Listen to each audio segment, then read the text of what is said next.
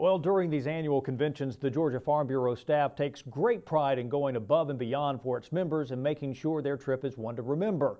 But after last year's successful outing to the USS Midway in San Diego, organizers were wondering, how do we top that? They needed something off the radar, so to speak, something out of this world.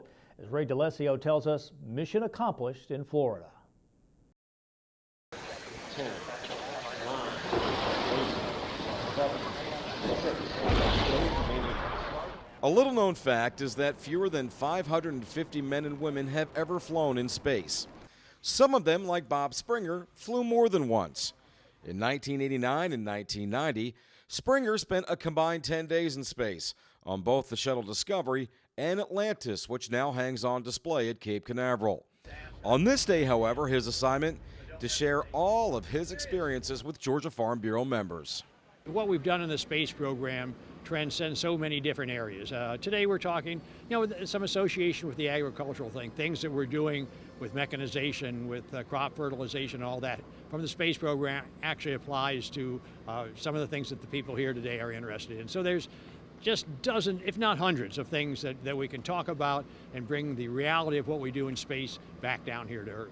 Well, we started coming over here probably in the summertime, and we've made a couple trips down here just to sort of work out the final details. And again, the folks here at Kennedy Space Center have been really good to work with. So I've really enjoyed setting it up. I knew that our folks would really enjoy it. That was my third time seeing that reveal of the Space Shuttle Atlantis, and I got goosebumps the third time. And I knew folks would enjoy it. But there's a lot of planning that goes into it, but the folks here at Kennedy Space Center just made that really easy. In fact, GFB members were more or less treated like VIPs. The sights and sounds included a bus ride to famous launch pads, a recreation of the Apollo missions, NASA headquarters, an up-close look at the Shuttle Atlantis, which made 33 missions to space, and if that wasn't enough, how about lunch with Bob Springer? We have a lot of county volunteers here with their families. And when we come to the National Convention, we like to take one day and try to show them the culture and the area that we go to at our conventions, and what a small reward we give back to them for all the hard work they've done all year long to promote agriculture and work for the county farm bureaus, because they're volunteers. And this is kind of a reward for them, and it's very rewarding to me as a leader of this organization to be able to walk around and watch them enjoy the sights and the people of Florida here, and we're just having an absolutely good time.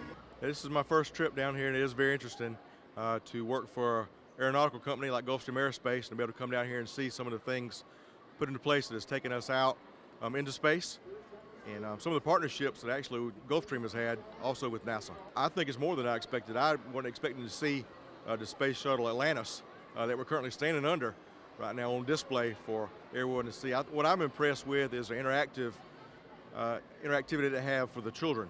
Here for school-age children that come down here and be able to interact with all of the items that we had that were on the space shuttle is very interesting.